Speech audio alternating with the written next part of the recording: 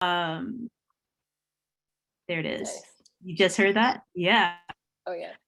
All right. So hello, everybody. My name is Dee Nichols. I am super, super excited to have all of you join in this event, this celebration with myself, with the team at the Griot Museum, with the team from the Harvard Commonwealth Project, but most importantly, these 6 artist fellows in the city artist fellows who have co-created a beautiful, beautiful exhibition of works titled In the City, Memories of Black Presence. Tonight's event will be an opening to allow you to celebrate with us. The online exhibit is live on the Griot Museum's new website right now. So you can go and check that out while you're listening to us. But tonight is really about having a conversation on some of the themes that have come up in these works and some of the ways in which we can use art continuously to make an impact on Black St. Louis. The flow tonight is pretty simple. Once I'm done talking here, I'm going to welcome Lois Connolly, founder and executive director of the Griot Museum, to join me. Well, I'll go off screen. We're going to have her go on screen by herself just to welcome you all and share a little bit about the Griot Museum. And after Lois speaks, Walter Johnson and Tef Poe, who are the co-founders of the Commonwealth Project and this fellowship program, they will share a little bit about the partnership and what has manifested throughout these past few years.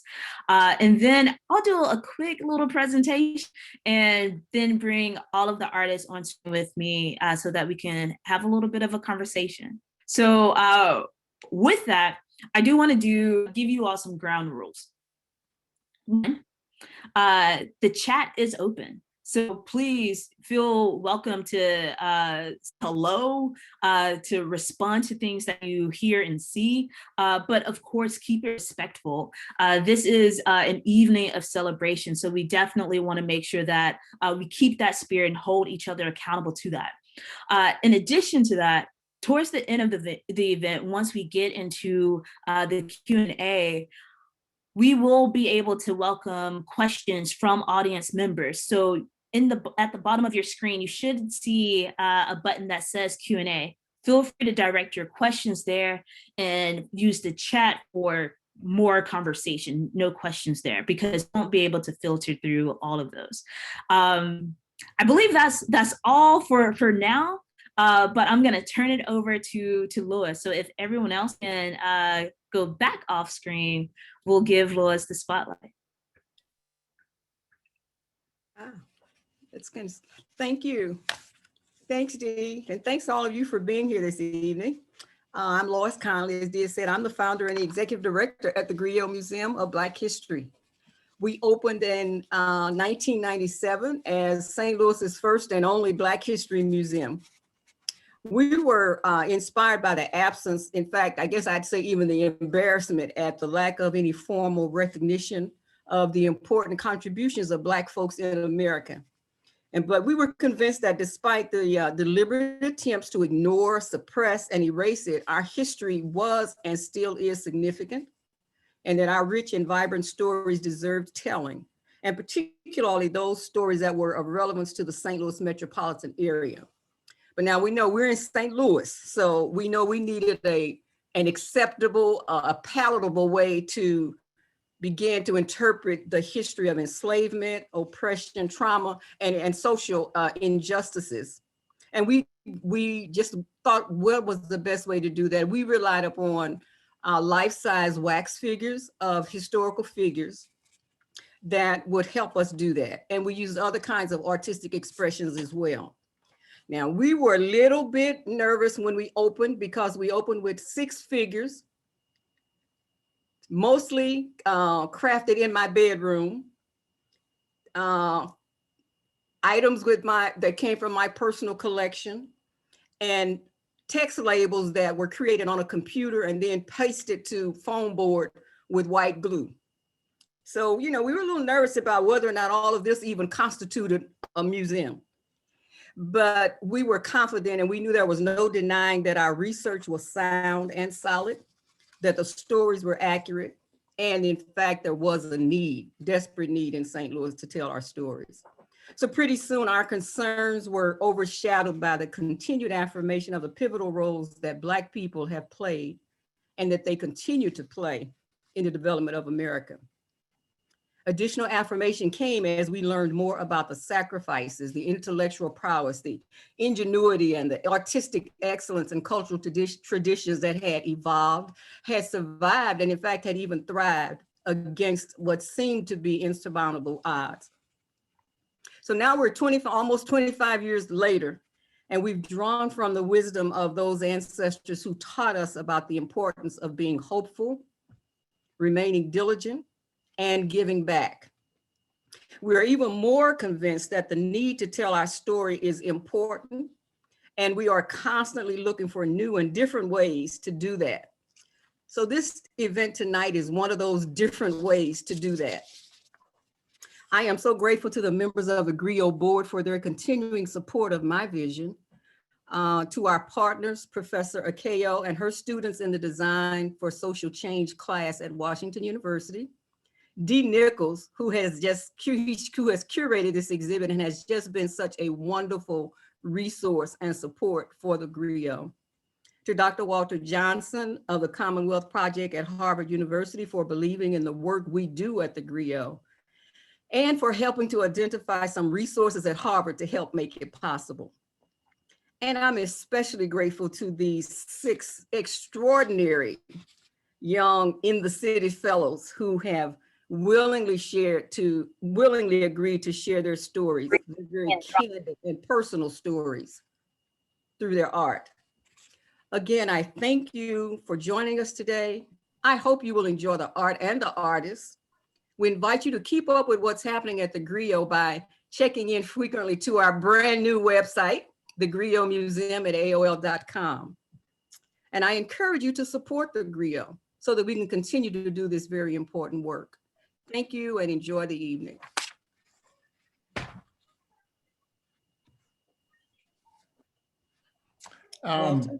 Thank you, Lois. It's just fantastic to be here tonight.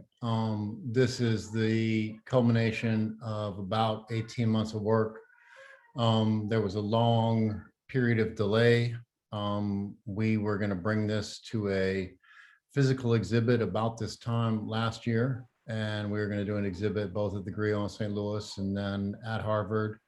And we still have some hopes for how to build this particular exhibit into a genuinely bilateral exchange between the Commonwealth Project and the Griot and St. Louis. But that said, this is amazing. I am happier tonight about this than I've been about anything relating to programming or work in a long time. And I have some people to thank. I want to thank the Inequality in America Initiative, the Office of Undergraduate Education, and the Mellon Divided Cities Project at Harvard, all of whom funded this and all of whom who stuck with it through the pandemic. Jennifer Shepard in particular really was a steady helper. Jay Applethwaite, Jonathan Karp are Harvard students who were really instrumental in pushing the project out the first time when we were aiming for the exhibit in St. Louis, as well as the student board at that time. Flavia Perea, who has helped me with everything that I've done in St. Louis through the Mindich Center. Thanks, all thanks to her. And Arthur Patton Hawk and Monique McCall. Indispensable at the Warren Center. Lois Conley stuck with this, trusted that I would be able to meet at least some of the promises I had made, and I am enormously grateful to her. We were on a meeting in St. Louis the other day where somebody said that the work moves at the speed of trust. And I am really grateful to Lois for continuing to trust that this would happen. I in this project, I think more than any other thing I've done in my life outside of my bank account, I wrote checks that I wasn't going to be able to cash myself, and D Nichols helped pull this out. I mean, helped. D Nichols pulled this out of the ground, pulled it out of the ground, pasted together the pieces, helped me regain my sense of energy and optimism about something that I was honestly quite depressed about the failure to get this to happen last spring. And I owe D everything on this. And the exhibit you'll see is fantastic. And it's curation, it's her work. Tef Poe was there at the beginning of this and has always been, you know, a friend, a mentor, and a collaborator. And so I'm really, really grateful to him and for the credibility that he gave the project in St. Louis at the outset. Part of the credibility that he had and Dee had in St. Louis enabled us to really draw on the artistic talent of the city and to really get these extraordinary artists to come and participate with us. And you will see their art. Again, I am grateful to them both for their vision, their talent, their energy, and also for keeping faith with this through all the months where it looked like we wouldn't be able to make it happen. So, you know, I'm indebted to all y'all, and I hope that people look at the art, learn from the art, and learn to love the art, because it is really, really extraordinary stuff. Thank you to everyone. Tef. Hey, everybody. I wasn't quite sure what I would say today, because I feel like I'm just tasked with the duty of making my words count for more than, you know, typical soapbox jargon about these types of moments. But the truth is, the Black arts are drastically under-supported. In many cases, the Black artists are intellectualized but not respected.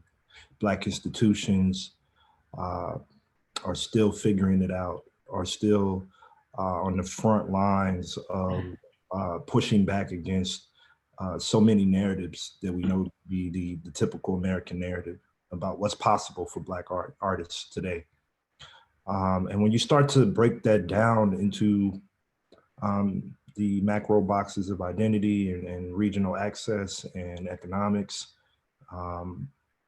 we see that Black artists in St. Louis are still very much fighting the fight, clawing for access, fighting to be seen, fighting to be paid, fighting to be heard, and using their art to not only give themselves a sense of upward mobility, but also to dignify the lived experiences of the community. This is where we begin to find a nuance between what we know as the present and what we will know as history.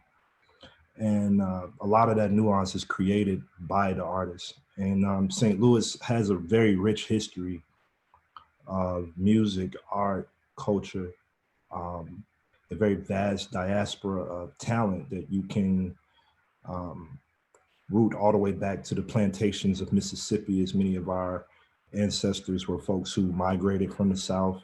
And St. Louis was typically just known as a place where Black folks could go. Today, for me, it is known as a place where Black folks can go to create. It is a great incubator for artists, but all too often there aren't the resources needed to keep our brightest minds there, located in the city. Black artists have to leave from various genres. And when I went to Harvard for my first fellowship with Walt, I saw a sign that said, "What does God have for you at Harvard?" That's the first sign I saw when I got out the car. And I didn't know what was going to come of our relationship, what was going to come of being at the Warren Center. What came from it was a very dynamic partnership of challenging the status quo, throwing things at the board, and imagining what's possible and saying, okay, we don't have the resources to pull this off, but we want to try to make a direct investment into the artistic St. Louis community. And these Commonwealth Fellows are the fruition of those dreams and those hopes. And we're happy to have them. And I know you guys will enjoy the exhibit.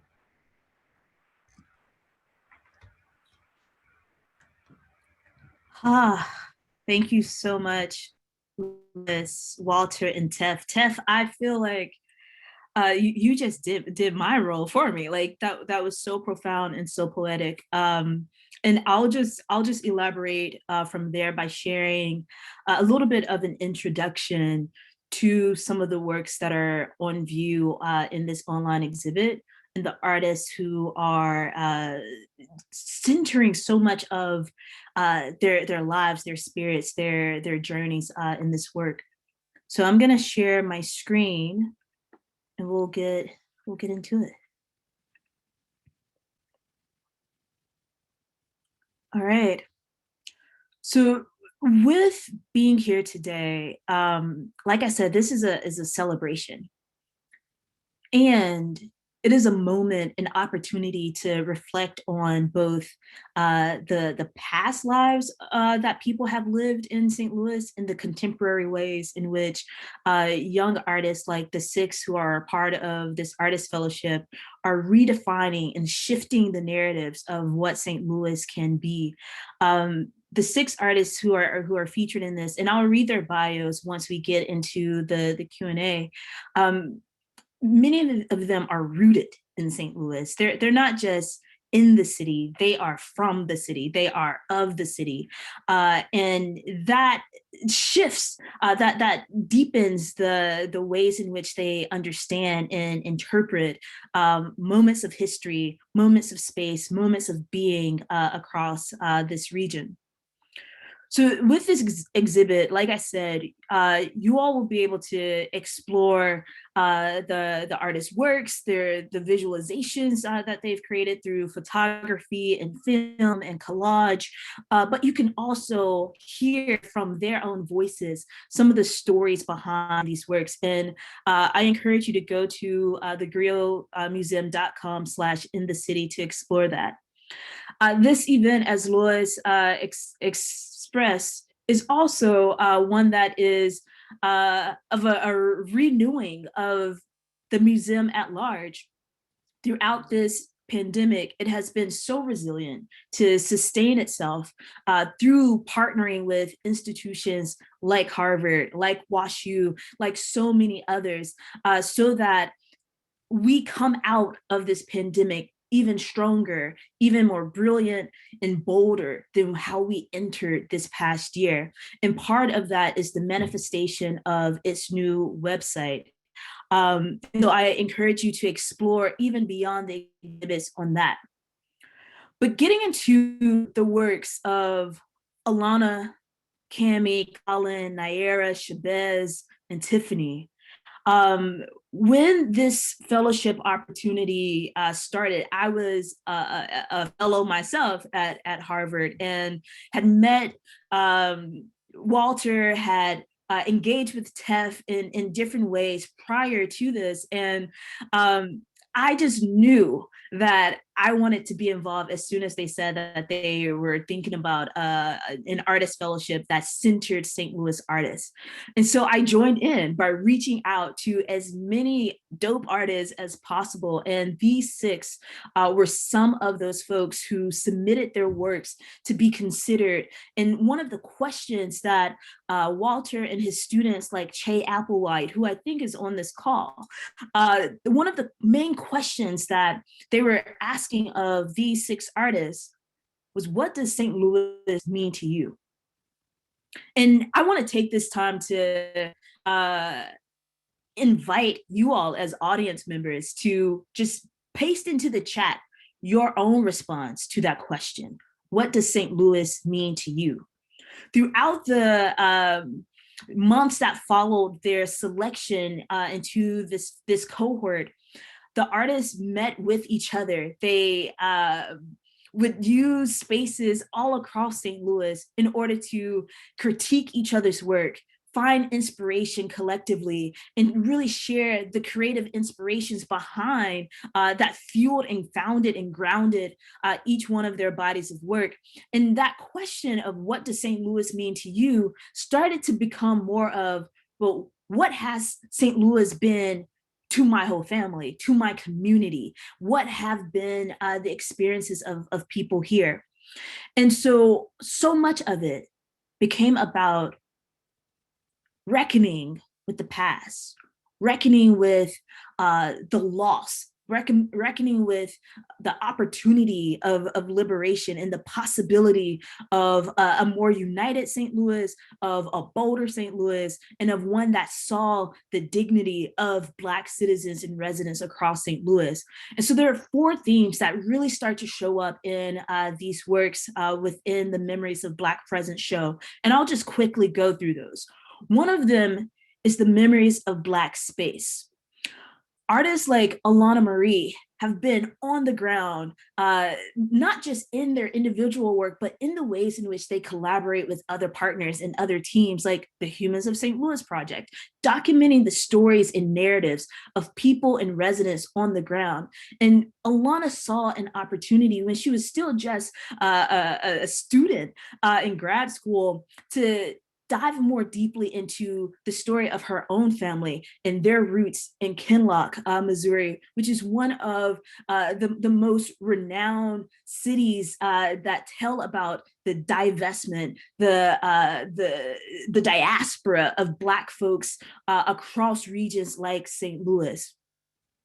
And her work becomes in many ways autobiographical, telling the narratives of her family members, of people who have lived in this space and who are now also descendants of this space. And weaving those narratives together. One of the things that really started to ignite a lot of, how do I say this?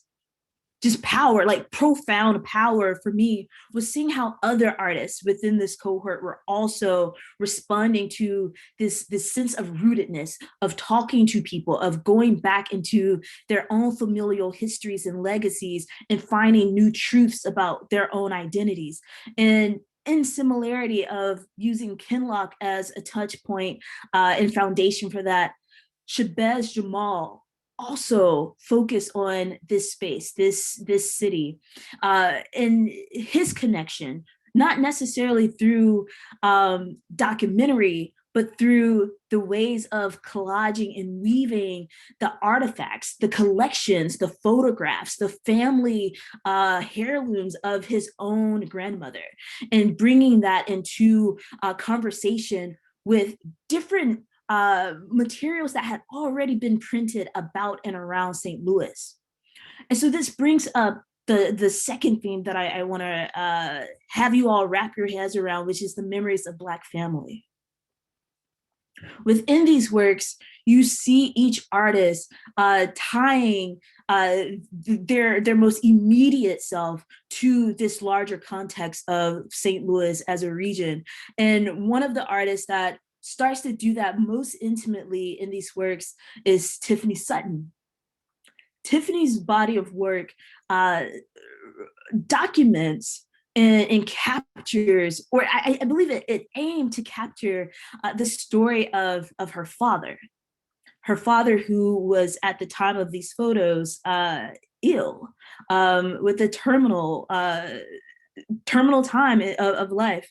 And what started to unearth and reveal itself was the presence, the response, the navigation of her mother within this. So thinking about the memories of someone, not necessarily just through the direct and immediate relationship that you've had with them, but through how you see someone else connect with them.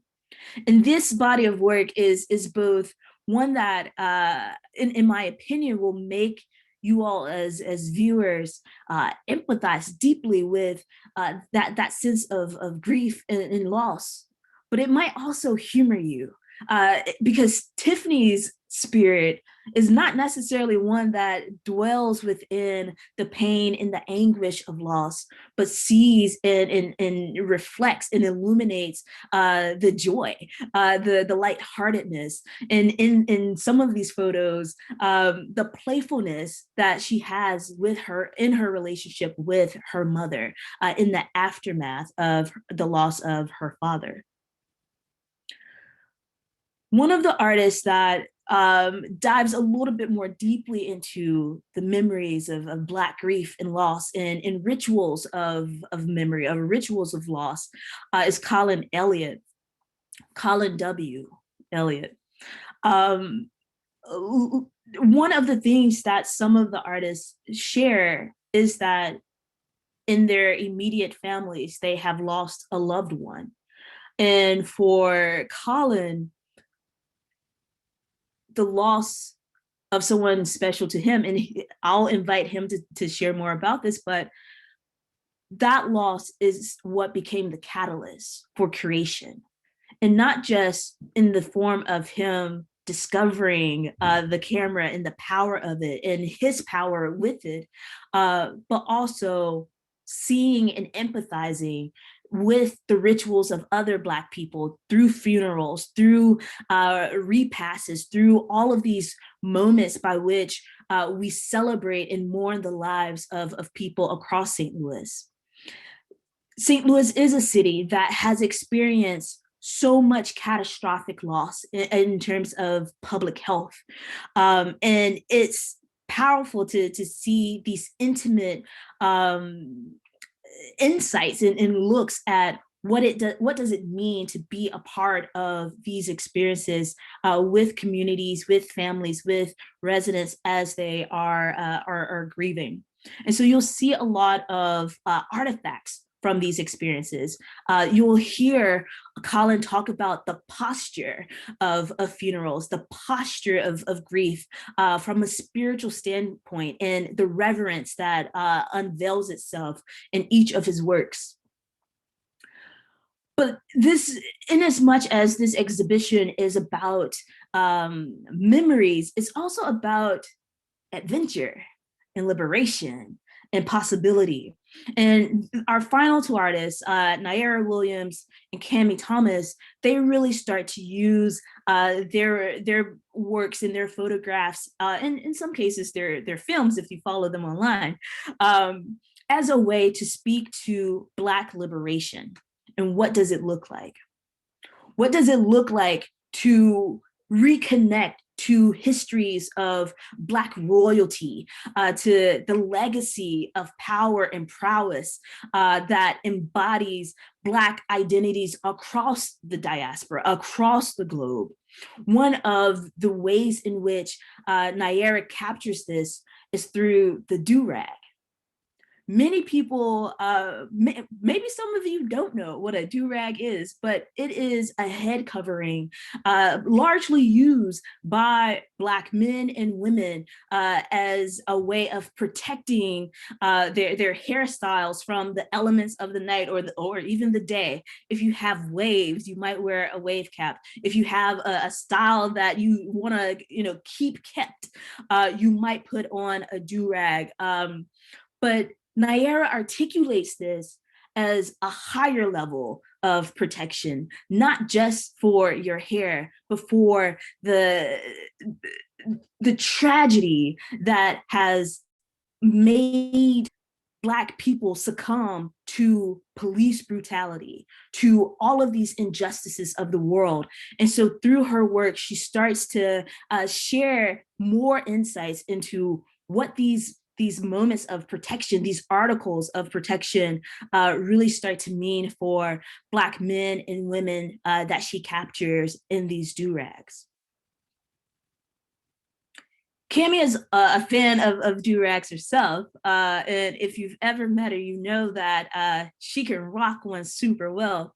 But her, in terms of liberation, her works start to look at it through the documentation of youth, of artists, of other people across the city. And in her gallery on the website, you'll also see how she does this through looking at Black liberation through other contexts, not just staying in the city, but going beyond the city as a traveler, to see how Black people live their lives, even in the mundane moments, in the ordinary instances, to capture this and connect and weave many of our experiences of joy, of exploration, of liberation.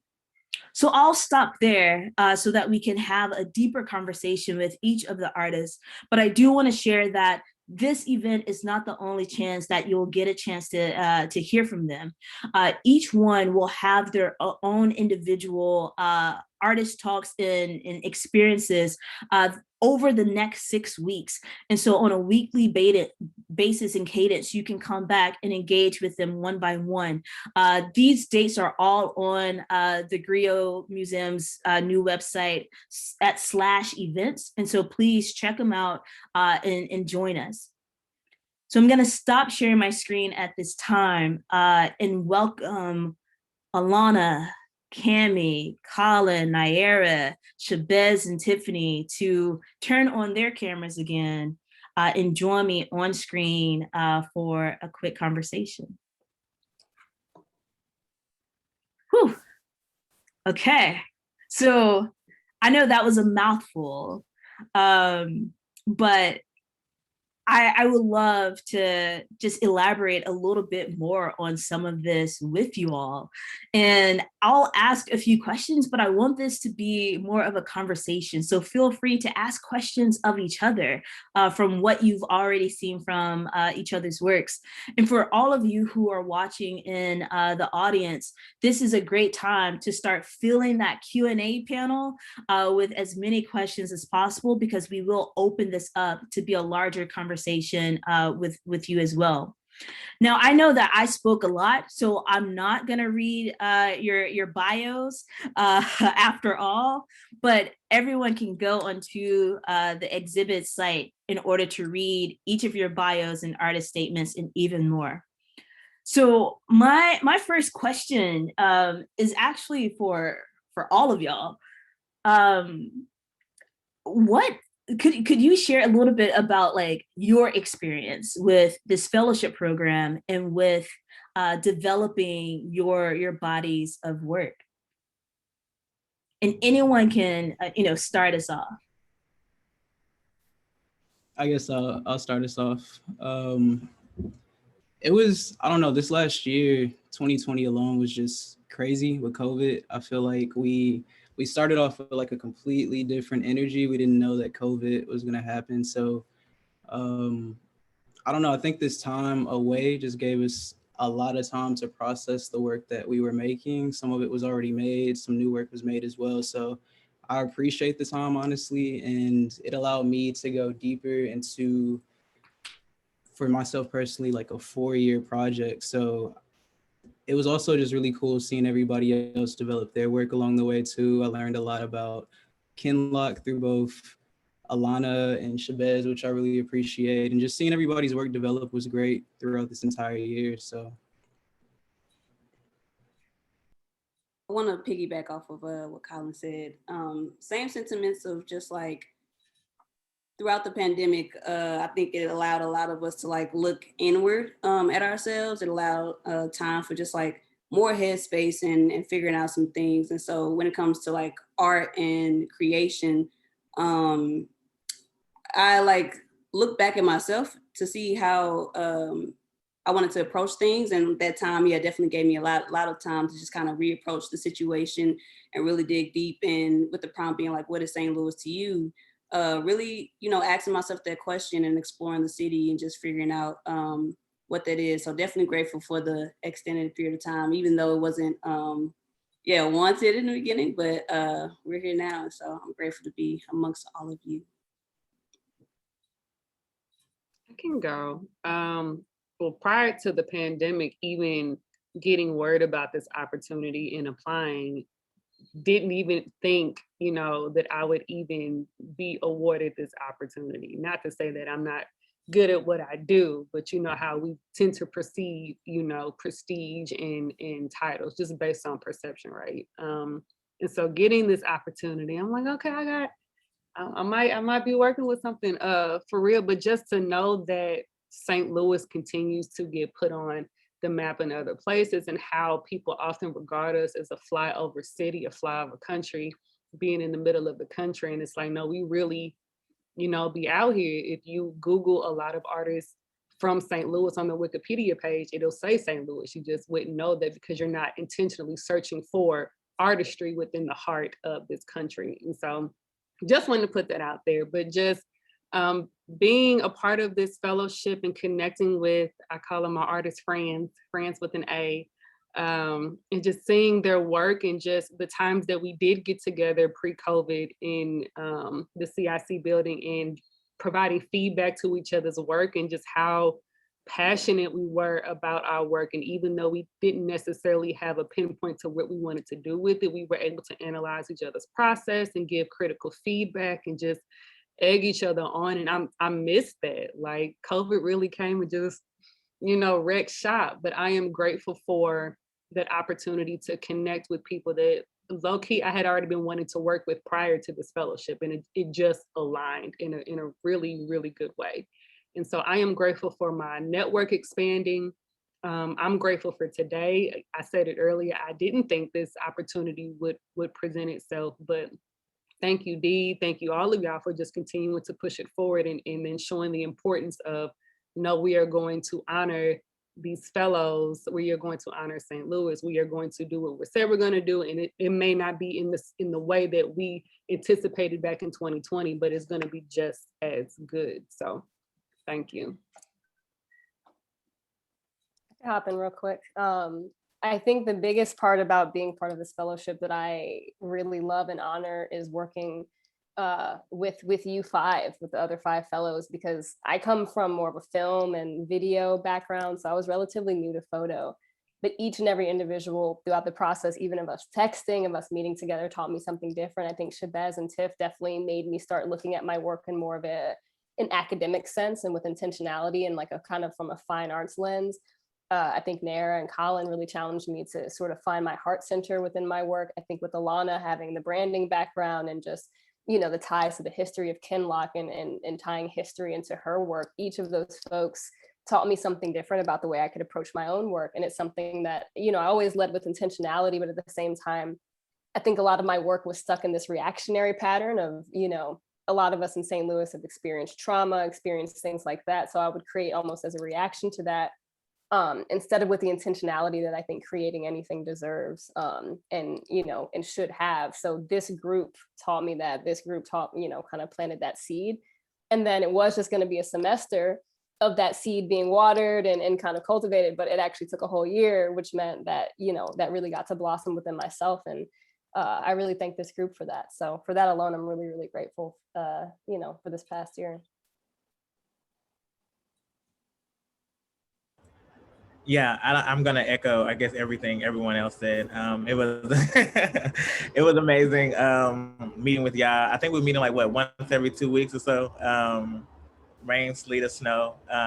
Yeah, and the community that came from that, eating the snacks at the CIC, and, you know, talking about ideas and really working through them. I think in a generative way. I think everyone brought something special in particular to the table, and I think that you see that through the work that's exhibited. And I'm just really excited to be exhibiting work alongside all of these amazing people. So yeah. I just feel like I need to echo what everyone said, echo that echo, and say ditto to everything. It was an honor working with all of you. I don't have enough words to say how happy I am to be included in this group. I remember on the night that I received the email and I was waiting and waiting and waiting, and we had all talked about this and no one emailed me, and I'm like, great, no one emailed. I really had a story to say about St. Louis. I was so sad, and then I got it. I was thrilled, and even more thrilled to work with everyone here. Yeah. Like, I know that I just shared, you know, my interpretation of your works, but I would be curious from you, what do you think that the work that you've produced says about St. Louis?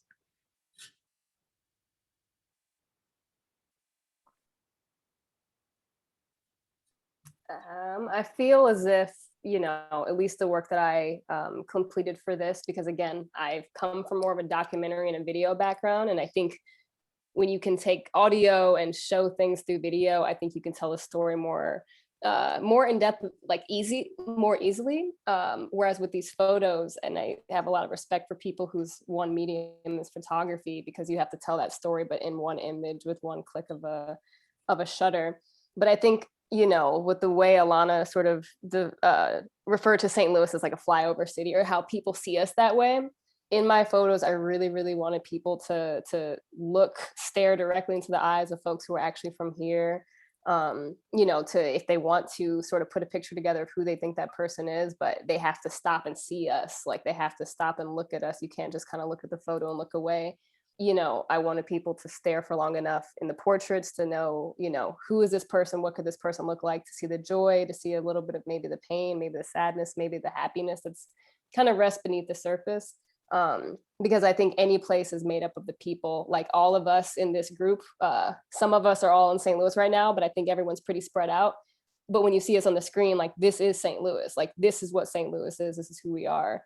No matter where we're at exactly. So in my photos, I really wanted people to see and look at them and say, oh, this is St. Louis. This is who St. Louis is. So yeah, just kind of diving into the people themselves to give a little bit of a personification of the actual geography of St. Louis. Yeah. On that wave of geography, I know that Alana and Shabazz, you all dive very specifically into Kinloch. Could you share with everyone here a little bit more about, some of those backstories of why Kinloch, of, all the municipalities across St. Louis? Shabazz, you want me to go? Okay. So when we connected, actually we connected prior to even learning about the fellowship. He had reached out to me after learning about the documentary, and so I always refer to him as like my Kinloch cousin. What's funny, like, one of the times that we were reviewing each other's work, and I had showed them a clip of the film, and I had referenced something in Kinloch, the Cotton Club, and I showed them a picture of my father and my uncles and my grandfather at the Cotton Club. He was like, my mom got that same picture. She was there on this same night. He pulled up the picture, and they were at the Cotton Club on this same day in like the early 90s. And I'm like, that's what it was about for me. Like, that was the premise behind me even doing this documentary. Like, it's about the city of Kinloch, but coming from the lens of a descendant. Primarily my father being from that community. I never got to live there, but just learning the stories about the soil in this area that nurtured my father, and being able to see that in real time with Shabazz, like, even seeing his backdrop, like, anytime he brings up something Kinloch, I'm just like, I'm glad that it is getting the notoriety that it deserves. And to kind of point back to the question that you answered previously, like, pointing out the extraordinary and ordinary things. Like, Kinloch is a very ordinary space, ordinary Black space. There is a Kinloch everywhere. To the average eye, it wouldn't be anything significant. But I think with all of our work, we pull out the significance in just ordinary daily things. Kids playing. We've all experienced loss and grief in some way, but the way that we capture that is significant to us. And I think that we all done a good job in capturing that in all of our work. But my premise behind that is, like, Kinloch, while it's a small little municipality housed in St. Louis County, like, you are gonna know what this area is, just like, Tulsa, Oklahoma, just like, East St. Louis, just like, Rosewood, Florida. Like, you were going to know Kinloch in that same regard. Yeah. I think for me, what was really important with, or the Kinloch's importance to me, is it's come from my grandmother, and just being a space that I came in contact with growing up. I went to First Baptist Church in Kinloch up until they moved to Blackjack.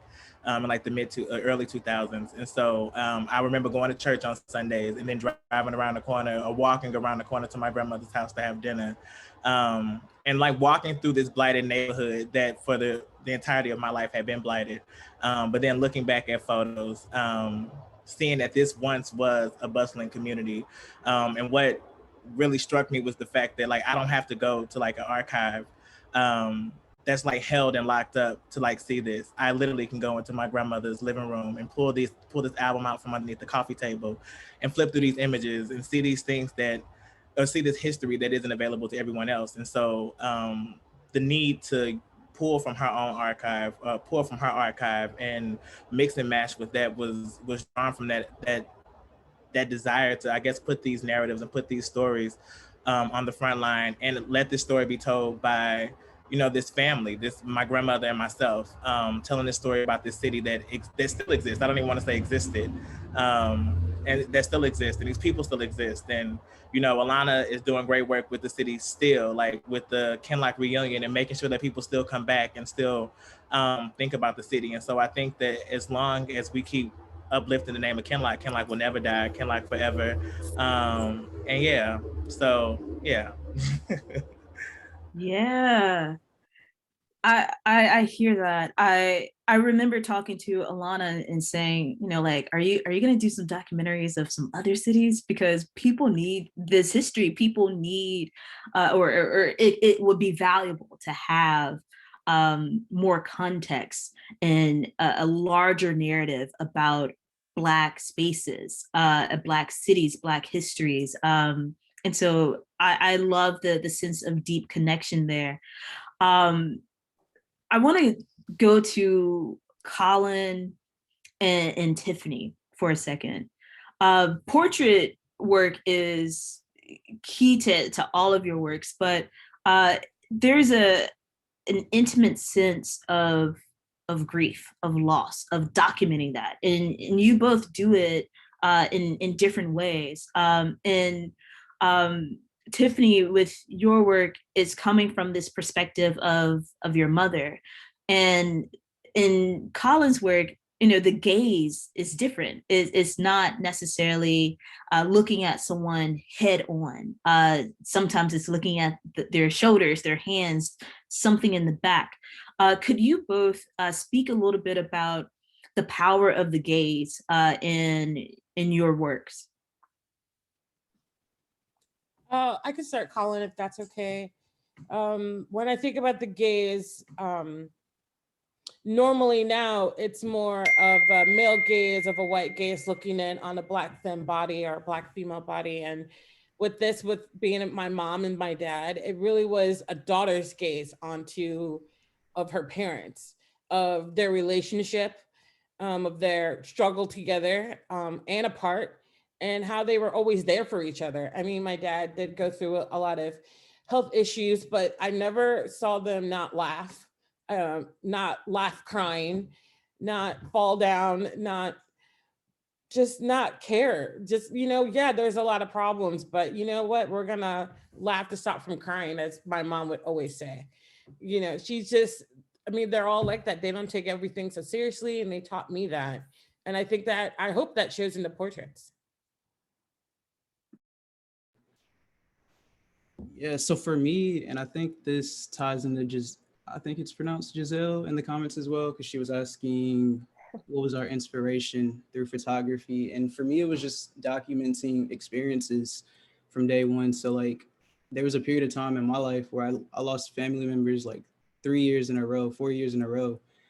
And therapists often like recommend that you write out how you feel. I didn't always have the answers or know what to write. So like the camera was that for me. I was able to just document things that were happening from funerals. I didn't really want to focus on like the body or who was, you know, actually who was passing away, but looking more into the traditions and the colors, the attire, the postures that are at the funeral. So I think in those moments, I just wanted to be present at the funerals as well. So I was shooting in film, I was shooting from my phone at times, just taking quick snapshots at things that I was seeing. So like colors and attire again. But I think that there's a way that I grew up in a Black church. I think there's a way that we hold ourselves at funerals and the way that we honor those that have passed on. So I really just wanted to focus on that part of it. I don't know. It's such an intimate space at funerals as well. So it's being very, I guess, just acknowledging that people's personal space and that. So I guess thinking about the gays, yeah, it was more of my look on traditions at funerals. Yeah, I want to bring Naira into this a little bit, because Colin, as you're looking at, the gaze from the sense of a funeral and the posture there, in Naira's work, we're seeing we're seeing birth. We're seeing one of her models, Datiana, who is actually pregnant in the photo, and we're seeing a different posture. Like Colin, you have one work where in Chariot where you're capturing someone from behind, and his posture is a little bit slumped. He's holding the wreaths for the burial, and in one of your works, Nair, we're looking at someone from behind in a car, and you can see the sun glistening off his shoulder. In other instances, we're looking at someone standing over a mirror. And so I wonder, Nair, if you could just share a little bit more about one, like directing the pose, directing the posture, and some of the stories behind producing your body of work. Birth of a Legend. Birth of a Legend. Thank you. First, I want to say the way that you described on all of our works is impeccable. Like, thank you so much for taking the time out to really get to know us and the work that we've produced.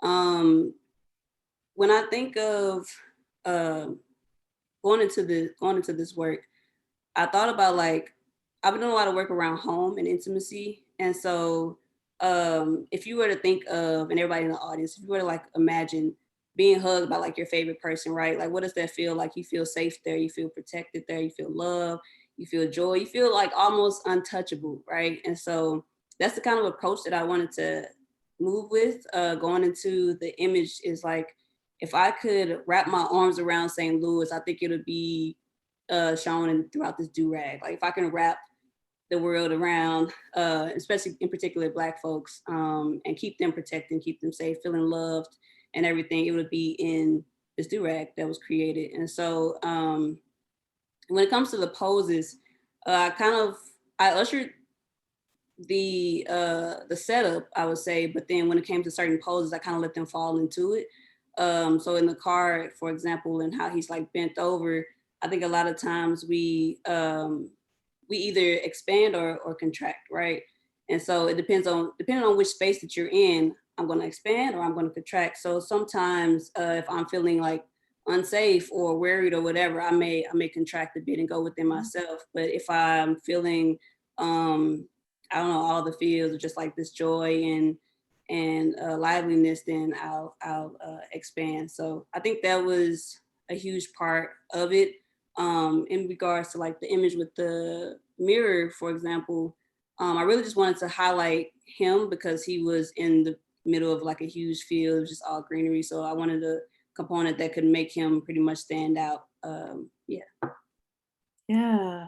And Cami, I would love to get you in on this too. One, because I know that so many of y'all collaborate with each other. You all have so many passions that align with each other. And in your works, you're taking us Naira is taking us to the space of thinking about birth as a catalyst, as a jumping off point towards future and possibilities. And in many ways in your work, you're doing that very literally, exploring where people are going, where they are navigating to, whether that's a record store or to Paris. And so could you talk a little bit more about how travel, how adventure, how navigating all of these contexts influences the body of work that you've created as well? What a wonderful question. I think Walter said you sound like you could replace Oprah, and I absolutely agree. My aspiration, I would love to be Oprah. Like, what a transition. I have to soak that in. No, I, just like Nayara said, I really appreciate that you take such a in-depth look at our work. And the words you put to it help me even understand my own work better. But in a nutshell, I mean, just to kind of, Nayara used the word untouchable, and that's a word that I use in my artist statement too, is that living in this city, living in Black skin, being a queer person, being a woman, like all of those things together have made it so that I've never felt untouchable in my life. I always felt at risk of danger coming upon me. That's been confirmed in numerous occasions. I've almost been killed. I've had guns to my head, things of that nature. And I don't say that to bring up trauma, but I do say that to say I think we can find ourselves stuck. And when we try to move through that energy, and when we try to move through the anger or the fear or whatever, we can find ourselves really, really stuck, quite literally stuck in bed, under covers. You can find yourself stuck in a certain mentality. And I really started to have an aversion to the idea of Black people being stuck in everything all the time and in the things that we've experienced. And travel, it's pretty literal that like you can't be stuck if you're going to the airport, getting on a plane, going however many miles away, checking into a hotel. You are physically not stuck. You are physically doing the exact opposite of what it means to be stuck in an emotion or buried in an emotion. And sometimes I really ran towards that. The only solution for feeling so at risk was to be like, I am untouchable when I travel. I am untouchable when I go here. I'm untouchable when I'm present in what I'm currently doing. So whether it's a trip to the record store and you're kind of just, running your fingers through all the records and the options, like you're moving forward, you're moving. If you're on a plane, you're moving, like the momentum and not of running away from something, but I do think when you kind of start to move your body, when you start to just move your mind, you can help lay a roadmap and build something out. So that was my process through my own healing. I think a lot of us, we talk about it a lot. I like to keep like a very calm demeanor in a lot of ways, but it took a lot of work to be able to do that after, some of the stuff I've been through in my life. So I wanted to reflect that in the work and reflect how, momentum, movement is one of the things that can grant you some peace. So anyway, that's kind of what I try to show in each of these photos. Nice. I love it. As a fellow traveler, I feel like my creativity comes most alive. Like I feel unstuck in a process by seeing a new context, so definitely relate to that. Before we hop into some questions that we are getting from our audience members, our family who's on this call with us, I have one last question for everybody. For you, like, where do you hope this work can take you and or take St. Louis, Black St. Louis?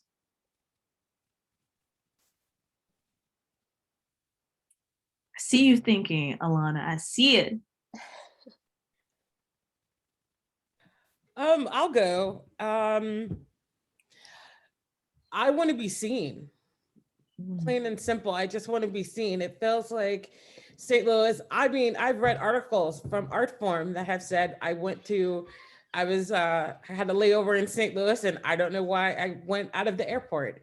And it's just really crazy that some people really feel that way. We are typically a flyover city. And I think with a show like what we have here and all of us, all these wonderful artists included, even the two that went away, I feel like maybe St. Louis is being put on a map, hopefully.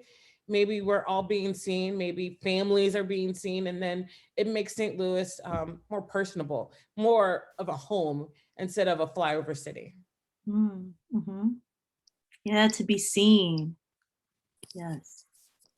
No, I want to be seen too, actual factuals. I had to reckon with the term artist because I was like, I don't know if I truly feel like an artist for whatever that means, right? And so just even the time that we had no choice but to sit and be with our thoughts this past year and truly come into, I don't know what it is about turning 30. You turn 30 and you just kind of, You become one with yourself. Either that or COVID kind of makes you do that too. But just, I'm an artist, I'm a creative, I'm a storyteller. I am whatever I say I am in the moment, and just understanding like I have access to these resources. I have the opportunity and the flexibility to learn and get better at my craft. And I want to continue to do that. I'm going to continue to do that. And just being forceful and authoritative over how I speak about myself as a creative. And I was able to do that through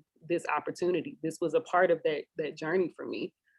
Before St. Louis, as it continues to be put on the map, like we've been saying that like since Nelly, right? I pray that it becomes a city that people want to stay. And while I am one of many who left the city, not because I wanted to leave St. Louis, like my family had other plans, but I pray that it becomes a city that people want to stay, they feel supported in. They don't feel like they have to leave in order to get support and come back. And if you do leave, that you still have some type of attachment to that community, to where you are taking what you were learning in your respective place and pouring back into that area. St. Louis has so much potential. It's a lot wrong with the city, but there is a lot right with the city and our babies, our children, our students. And I pray that artistry is respected in that space, not just STEM, not just the careers and the industries that generate revenue, but things that bring joy and peace and healing to a community that so desperately needs it. And that is my continuous prayer for St. Louis. Yeah. Blessings, yes. My gosh, Chavez. I don't even know how to follow that, but because Alana said it all, like always. Amazing speaker. Love you, cousin.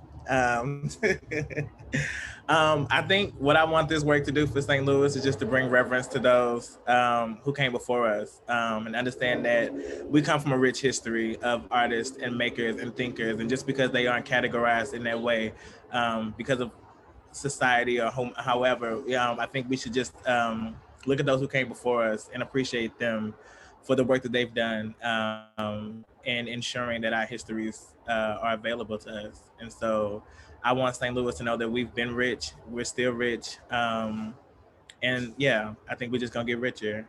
And I'm sorry if my background is loud. I live right off the highway, so, and the window open, so I hope y'all can hear everything. I can piggyback off of them. Same sentiments of just being seen, but not necessarily like me in particular, because I like to stay behind the camera. But those were my little cousins that were in the images. And so like when I showed them some of their images for the first time, they were just like, wow, that's me, like they've never seen an image of themselves like that before. And so for it to be in a museum or just like somewhere special, and them knowing that they can reach their highest potential of what Alana was talking about. I think that, I don't know, I want to take us to the moon. I want us to reimagine what it looks like to just be able to have a space where our stories, our lives, our joy and our culture and celebrations are all just preserved for us, and so that's where I want to take St. Louis. To piggyback off of that I feel like I want people to experience like inner revolutions when they interact with our art or from any art from St. Louis. I think St. Louis is the blueprint. Like there's no one who works as hard as people from here. There's no one who will protect people the way that we do. There's no one who I think creates so collaboratively and so synchronized like the way we do. I do not think there's anyone, any artist, any group of Black people who are the way that we are. And I mean that, and I would say that in front of any audience from anywhere. And because of that, I mean, we've got Tef Poe on the line. Like when it comes to blueprints, as far as, the country not even realizing where they got some of these ideas, of what a revolution can and should look like, that's from here, whether they recognize that or not. The way that we could be as a community, I think the nation, the world can look into here and see what that is. And if they're not going to listen through articles, if they're not going to listen through academia, they can listen through our art maybe and figure out like maybe the blueprint is with these people, and like maybe they figure something out. Maybe there's enough mixture of like pain and family and just collaboration that like maybe we know, and we can guide people towards inner revolutions, because that's what people need. So I really want people to interact with the art from here and with the people from here and realize that, you know, the things that drive things forward, they can actually unlock within themselves. Because it seems like, you know, we're all trying, not saying we've all gotten there, but we've all tried to unlock that part of ourselves. And yeah, with this group, I think we've helped each other get there more and more. So the more people that interact with it, the better. So that's the main goal. I want people to feel that within themselves. And yeah, maybe we can kind of lay the blueprint towards the world if they realize that we're already creating that blueprint for them. But yeah, that's it. Yeah. I was gonna add, for me, I think we talk a lot about community and like we hear this word, but a lot of times we really don't feel community. And I think this fellowship was part of that. Like for me, just being able to experience what community can be like in St. Louis, and just being able to talk about more difficult conversations, because we have like these mini conversations throughout the city of like similar, you know, experiences throughout the city, but there's not often a lot of times where we gather together to talk about that. So I would just like to see more spaces created for us to be more vulnerable with each other, just more open, and yeah, just collaborate more, because we have a lot to add to the comments about talent here. Like St. Louis, in my opinion, is one of the greatest cities, especially when it comes to creative. So if we just build together, we could actually have a lot more here in the city. So yeah, I would just like to see more efforts towards community here in St. Louis for sure. Sweet deal. All right, so I want to transition us to take a few questions from the audience.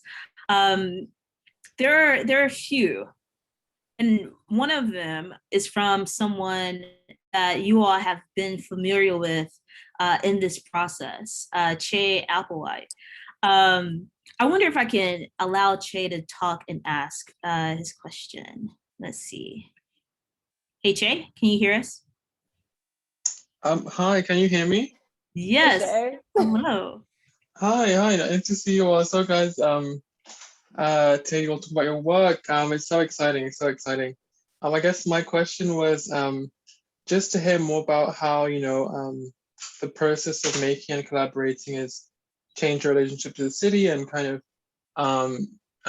yeah, maybe even to each other. You've talked a bit about it, but I'm curious kind of how that's been over the time, so yeah. I think I can start with that one. For me, before this project came, I'm from North County, okay? So when we talk about being in the city, I was like, I don't really know too much about the city, I don't think. So I don't know, I just went on like a little field trip around and like literally just like immersed myself in the city, and went to go explore the different areas like Kinloch, the Ville, and all these different spaces, because I wanted to know more and understand exactly where, you know, I came from and where these beautiful, talented people come from. So my relationship definitely got a lot deeper. I can drive around now without pulling up my maps. But yeah, I think it allowed me to really just explore the city a bit more and get to know some of the folks from different areas. I think this time has really gotten me to know my mom a little bit more. I feel like I took pictures to get to know my dad, and I ended up taking pictures of my mom taking care of my dad, and now I want to get to know her. Something we do is we go walking through Forest Park, and that's a way we connect. And I love doing that just because it's helpful to bring her into the system, into my life, and me bring her into everyone else's, and make her a world-renowned model. Yeah. So one of our next sets of questions are from Michael Vin. Michael, would you like to answer yours on air or on screen? No, for sure, for sure. First, I wanted to give a congrats to everybody here. I definitely just wanting to support, pour love into everyone with all you all are going through and everything. It's such an inspiration and beauty to see that artists are coming together, creating these spaces to where it's a shining light in these dark times that we're all facing, whether it's us personally or loved ones we know. So I just wanted to get that shout out real quick. But I do have a few questions. My first question was, what have you all learned about yourself and the city in this process of completing these projects? And my second one was, what were some of the adverse situations you all faced during the process? Thank you. I could speak to like the adversities as it pertains to the project. I think when working with something as sacred as a personal photo album, one of the things I struggled with was how much do I give away? How much do I retain for myself and my family? How much do I put on display? Um, and I think that's something I'm currently struggling with as I work towards my MFA and continue with this idea of the photo album. Just how much do I give away? How much do I allow the world to see? And I haven't yet to really come up with an answer for that. But I think one of the ways that I kind of negotiated that with myself was doing collage and working with text to give context to what was actually going on. And as I would like remove people's faces or remove backgrounds as a means to give a little bit, but also hold a little bit private and sacred. And so, yeah, I don't really know how to finish the answer. No worries. What was the first part? What was the first question again? I think it was, what have you learned about yourselves in this process? What have I learned about myself in this process? I think that goes in with adversity too. Trying to complete this documentary. And I often say, like, why did I make my first documentary something that is so personal and dear to me? Am I going to give any other film that I work on moving forward the same amount of energy? I don't know. I haven't worked on anything else, but I take it very, very personally. Like, I remember sometimes if somebody posts a video of them driving through Kinloch and I'll see like negative comments on the thread and I'll start typing, and I gotta like backspace because I'm like, a lot of that ain't your role. Like, you the filmmaker, you're not gonna keep coming in but I'm very protective of that space. And so I had to check myself about my intentionality of like, I'm not Kinloch's savior. That's not what they called me to do. I'm here to share one of many stories of Black families in that community and be one of the few media outlets that shows Kinloch the respect that it so deserves. But in no way, shape, or form am I coming and saying that the work that I'm doing is going to save this community. And so I literally had to check my intentionality with how I approach Kinloch, not just as a filmmaker, but as Shabazz mentioned earlier, the physical work that I do in the community. So the times that I am able to go back home and connect with, students from WashU who want to get a tour through Kinloch, and making sure that I'm connecting with the city council, and like, I'm not just popping in, like, I'm here, I'm collaborative, I'm working with you all. So I'm not just like a voyager, which is what they've been getting. Is that a word? Probably it is today. But that they're not just getting what they've been getting these past decades of people just coming in and broadcasting them for whatever and leaving and not pouring into. Like I said from the very beginning that I wanted to do something beyond just the film.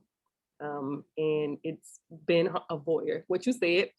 Y'all got what I said. Y'all smell what I'm stepping in. But that has been the challenge, and continues to be the challenge, because the social worker in me wants to, I remain an empath, but that is a space that I'm very, very protective of. And I'm just learning how boundaries really in artistry is something that I'm continuing to strive towards. Kudos to the social workers. Yes. We can continue with that question, but I do want us to get to these last three. And the next one is from Kemp Williams. Kemp, would you like to unmute and ask your question? Can y'all hear me? Yeah. Hiya! Most of the artists are my friends. Naira, Colin, Shabazz, Cammy. I just want to say y'all so beautiful, and Alana and Tiffany as well. Y'all collaborating has brought so much joy to me. Even last year of y'all like starting it, it's like literally a year around and it's just like so weird, but it's just like, oh dang, this came back. But like my question was for Shabazz and Alana, but I guess y'all everybody can like internalize it as well. What basically the connection between you two, were you guys both surprised of the how much history y'all had even not knowing before this, and how did that impact you guys going forward, even during COVID, and coming back into it now with the project resurfacing a year later? Thank you, Kim. Let me turn this fan off. So Alana and I met, I can't remember, was it like 2 years ago, a year ago? It was some years ago. I was doing a show in Granite City and was told about the Ken Lock doc by Gavin Kraber. He was like, you need to reach out to her. She's doing this amazing work. And so I reached out, and I was expecting someone to act real Hollywood. You know, when you're doing big things, you expect people to, you know, treat you different. But Alana, Alana emailed me back immediately. We met up a few times and had, I remember having sushi one time, and yeah, we just met up and exchanged our stories and talked about just how similar our upbringing, our familial upbringings were being in Kinlock. And so it was just really, it was amazing just to know somebody else was thinking about this space and caring for this space in a similar way. And to find out how much she cared for the space. Like, I'm just gonna up her again for like the work that she's doing with like the Kinlock reunion, and just continuing to work with the community on the ground, and not just coming in and documenting it and leaving it. And I think that's just she's doing such important work for this community, and should be revered from North County to South County for the work that she's doing. So to know her is to love her and to appreciate her and to respect her, because yeah, she's doing amazing work. And yeah, so we met, we became cool, now we cousins, and now we here.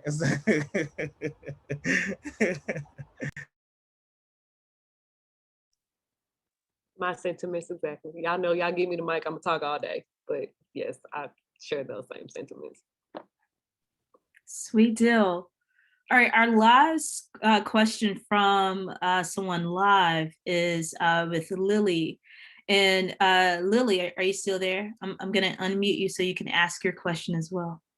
Yeah, hi. I was wondering about like how can communities kind of rally to support newer artists, and how can people that are visiting cities or new to cities like better maybe appreciate art in all its different forms and artists working on different projects and such.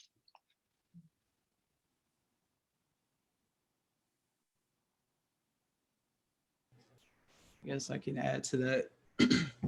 I think that is happening right now. Like, if you're here and you're present, that's a big part of it. A lot of times I think we share different exhibits or efforts, and you know, we put a lot of work into it. So just seeing people be present is a huge part of that. A lot of us are pretty active on social media as well. So I guess engaging there is a good space to start. But yeah, just simply showing up, really. Sweet deal. So I lied. I thought that there were no more questions, but people are so curious about your work, and it's beautiful. I'm gonna read the next question, and it comes from a very beloved member of the Black artist fashion community in St. Louis, Ricky Bird, and her question asks, Naira, thanks for sharing where you're from in STL. Where you live in STL really shapes your experiences, and we all know about the city-county divide. I wonder if some more of you are comfortable sharing where you're from in St. Louis and how that's impacted your creativity. And then the second part of Ricky's question is, how have divisions or compartmentalization of different parts of the city shaped your experience and or your creativity? So where you're from and how that has shaped your perception of the city, your experiences, and your creativity. Well, I'm from North County as well, raised here. And I feel like when I used to go into the city used to be Del Mar. I never really went downtown without my mom or my aunts or anything like that, or anyone like that. So when I first discovered the South Side, it was like this explosion of other people, of other cultures, of other Black people, just realizing that I also had family there. I also had family on the North Side and the South Side. It brings a special, I keep bringing it back to my mom, but she used to live on both sides, with her mom on the North Side and with her dad on the South Side. And we traveled to both of those areas, and I love hearing her talk about it. And then I asked her, well, why did I grow up in the county? And I guess a lot of it goes back to economics. You know, there's always like, you know, the white flight from the city, they moved to the county, and now the Black people can move into the county too for quote unquote a better life or a better education. And that's just where we were.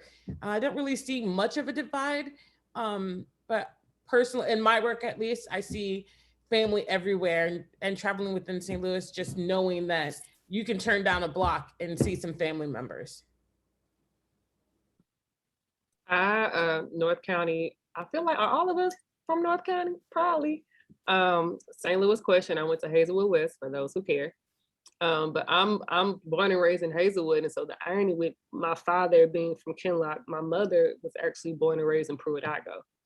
And I actually had the opportunity to sit down with my grandfather. I have one surviving grandparent, my mother's father, about their time in Pruitt-Igoe and just living in the city. And his parents are from Kentucky, and they were one of the first Black families to move into Barrington Downs in Florissant. And so I asked him his experience about, you know, getting that house built, because it was all farmland at the time, and just how that, you know, the white families try to run him out, and he threatened them with dynamite, just all of this other stuff, right? But just how it was communicated to me when I was coming up, like much like Tiffany, we really didn't go past the Del Mar. The language that was said about the city, we really didn't go down to the city. I had family that lived in the city, but they would come out to Florissant because the perception about you driving out to North County, you going to see, you know, your cousins that got some money, which really was not the case. And so I didn't spend time in the city until, one, I became an adult and could drive myself, but until I got a job in the city. I worked at Soda in high school for 2 years and got exposed to a whole different world, a whole different community. And I wanted to stay in the city. I'm like, yeah, there is nothing going on in North County but shopping, eating, and sleeping. Like, they don't cultivate artistry within North County, which is a whole different issue in and of itself. But I loved being in the city. And my father to this day is like, you got your mace, you got your spray. And I'm like, y'all, like, chill. But it is very tangible. That divide is very, very, very tangible. But I love this fact that before I moved to Dallas, I continued to move closer and closer to the city before even coming to Dallas, just because I feel it fed my spirit a whole lot different than living in the county. Sweet deal. So we only have about 4 more minutes left, but we have 2 questions. One from Gina Graffos and one from Datiana Guerrero, who is featured in Nayera's work. If we could do a blitz on their 2 questions. Gina's question is, what resources, access points do you see lacking in STL for artists, photographers, filmmakers that you think would help amplify the next generation? Tatiana's question is, what words of affirmation or self-care notes would you all give each other for the future? So 2 questions. If we can do it in like 2 minutes, that would be dope. I can start with Gina's question. And the first thing I'm going to say, and probably the last thing I'm going to say, is money. We need money. We need space. We need printers. We need ink. We need everything because we don't have it. So yeah, money, and and give us the money, and we can figure out where the money goes. Yeah. I would also say money, more grants. I know the Luminary gives out a re-granting grant, so I think more ideas like that. And yeah, money needs to happen. Money always needs to flow into the system and to the neighborhoods and to the artists' hands. I want to give a shout out to Tatiana for allowing me to capture her, especially while 7 months pregnant, I think, in the hot blazing sun. Thank you. I think some words of affirmation for the rest of you all is that you are loved, you are protected. Since that's a big theme within my work, I want to share that with you all, that you are protected. And yeah, remember to rest, because I know the pandemic, stopped a lot of us and put a pause on it. So I want to make sure that, to remind you all to take a pause whenever it's needed, as we continue doing the work that is necessary to put St. Louis on the map and to just continue to build on our own individual platforms. All you have is all you need. It is very easy to fall into comparisonitis when stepping into the artistry world and feeling like you should be further along, or your work doesn't look as good as somebody else's, but you literally have everything that you need at your disposal at this very moment. See, yeah, I echo everybody's sentiments around money. At the end of the day, people ask, how do we fix St. Louis? How do we fix poverty? How do we support artists? Money, all of it, resources, people do things. Anyway, we only got money. We only have a few minutes, but and as far as words for you guys, I'll probably blow up our text thread afterwards with plenty of words, but overall, I really love you all each. I've loved engaging with your work, loved engaging with you all as individuals. I hope we can kind of come to this space again. However that looks like, I'm really honored to have been able to spend this year like as a team. It's been really, really special. Yeah, I mean, I feel like there are still so many possibilities for this exhibit and for your experience. I will do my part to keep the pressure on Walter and his team at Harvard.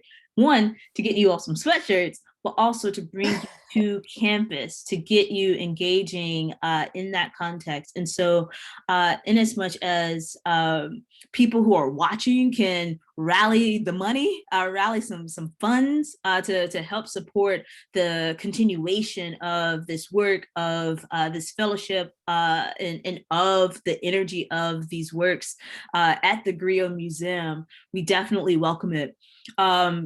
You can continue engaging with each of the artists' works, as well as hear even more of their stories about their processes and journeys on the Griot Museum's website, on every single artist page, I think except Cami, but on almost every page, there is an audio clip where you can hear directly from their voices. Please, please, please stay connected to that website to hear and learn more about the upcoming events with each of the artists, as well as new and developing events and more exhibits that are coming up for the museum at large. Thank you all so much for sharing time with us. I was looking at the participant numbers, and most folks stayed on this call all night long and rocked with us. And so I think that is such a beautiful testament of your energy, of your wisdom, of the insights and the stories that you all shared. So thank you, artists. And thank you again to the Harvard Commonwealth Project, the Warren Center, Walter, Tef Poe, and most importantly, Lois Conley and the Griot Museum for allowing us to manifest something very beautiful together in their spaces through their resources. Thank you all. Yes. Thanks, guys.